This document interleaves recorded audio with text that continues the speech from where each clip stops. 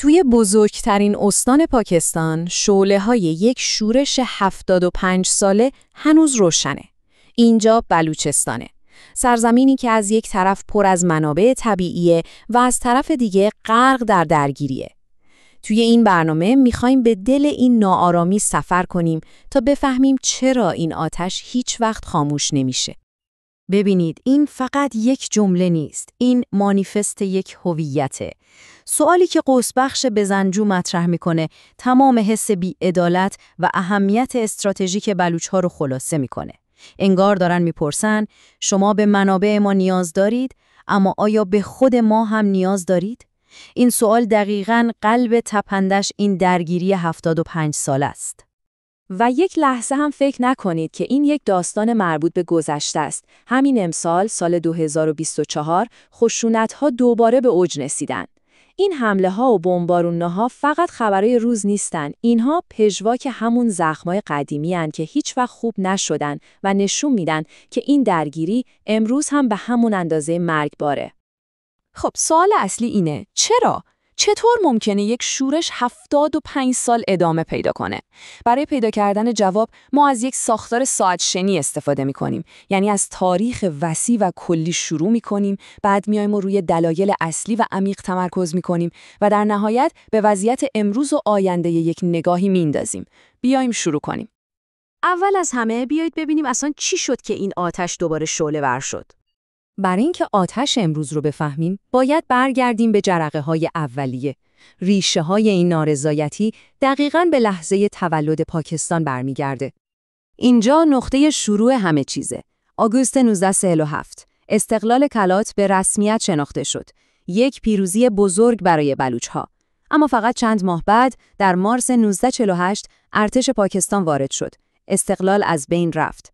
از نظر ملیگرایان بلوچ این یک الحاق نبود، یک اشغال بود. این لحظه بذر یک بی‌اعتمادی عمیق رو کاشت که دیگه هرگز از بین نرفت. و این اتفاق بارها و بارها تکرار شد.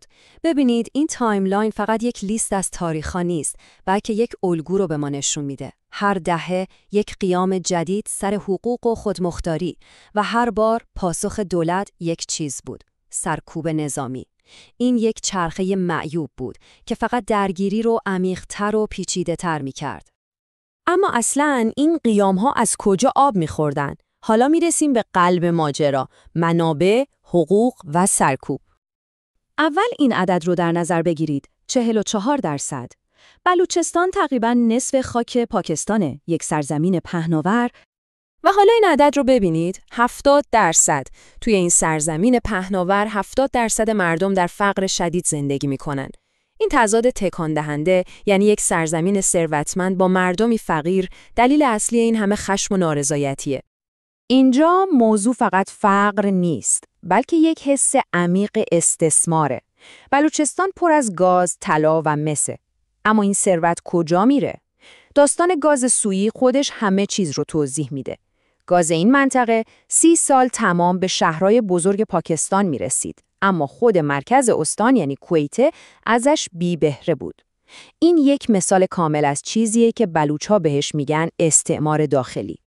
این تضاد با پروژه عظیم کریدور اقتصادی چین و پاکستان یا همون سیپک به اوج خودش میرسه. از نگاه اسلام آباد، این پروژه آینده پاکستانه، یک شاهراه اقتصادی. اما از نگاه مردم محلی این یک تهدیده. اونها میترسن که با سرازیر شدن کارگرهای غیربومی توی سرزمین خودشون به یک اقلیت تبدیل بشن و هیچ سودی هم از این توسعه نبرن. و وقتی مردم به این بی‌عدالتی‌ها اعتراض میکنن، دولت چطور جواب میده؟ اغلب با یک تاکتیک وحشتناک به اسم ناپدیدسازی قهری. این یک عبارت رسمی برای یک واقعیت خیلی تلخه. فعالها، دانشجوها و هر صدای مخالفی توسط نیروهای امنیتی ربوده میشن و سرنوشتشون برای همیشه نامعلوم باقی میمونه. آمارها خودشون گویای همه چیز هستن. دولت میگه حدود 2700 نفر، منابر بلوچ میگن بیش از 7000 نفر. این اختلاف عظیم فقط یک بحث آماری نیست، این خود بحرانه. این شکاف نشون میده که هیچ اعتمادی به دولت وجود نداره و دو تا روایت کاملا متفاوت از واقعیت در جریانه. خب، تمام این تاریخ پر از بی‌اعتمادی و سرکوب ما رو میرسونه به موج پنجم و فعلی شورش، طولانی ترین و پیچیده ترین فازی که تا به حال وجود داشته. هر آتشی به یک جرقه نیاز داره. برای شورش مدرن اون جرقه در سال 2006 زده شد. کشته شدن نواب اکبر بکتی، یک رهبر قبیله‌ای بسیار کاریزماتیک. ارتش فکر میکرد با حذف اون مقاومت رو از بین میبره، اما در واقع اون رو به یک شهید و نماد مقاومت تبدیل کرد و آتشی رو روشن کرد که تا امروز داره میسوزه. از خاکستر اون خشم نسل جدیدی از گروه‌های مسلح ظهور کردند، گروه‌هایی مثل BLA و BLF. اگرچه رهبران و تاکتیک‌های متفاوتی دارن، اما یک هدف مشترک و غیرقابل مذاکره اونها رو متحد میکنه: استقلال کامل از پاکستان. دیگه بحث خودمختاری نیست، اونها خواهان جدایی کامل هستن. اما اگر فکر می‌کنید این فقط تکرار همون قیام‌های قدیمیه، سخت در اشتباهید. یک چیزی توی این موج جدید به طور اساسی تغییر کرده. اما اون چیه؟ چهره مقاومت داره تغییر میکنه. اول اینکه این دیگه فقط یک جنبش قبیله‌ای نیست. طبقه متوسط شهری و تحصیل کرده حالا در خط مقدم هستن که بهش عمق ایدئولوژیک بیشتری میده. دوم، نقش زنان متحول شده. حضورشون در اعتراضات و حتی عملیات‌های مسلحانه تابوهای عمیقی رو در جامعه سنتی بلوچستان شکسته.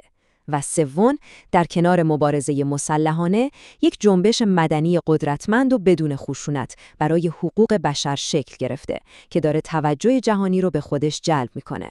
این سه تغییر نشون میده که مقاومت بلوچ‌ها خیلی پیچیده‌تر و ریشه‌دارتر از قبل شده. با این تاریخچه پیچیده و یک مقاومت که دائم در حال تحوله، آیا اصلاً راهی به سمت صلح وجود داره؟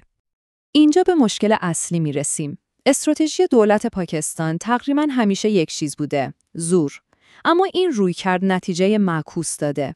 هرچی دولت بیشتر سرکوب میکنه، مردم رو بیشتر به سمت گروه‌های شورشی هل میده.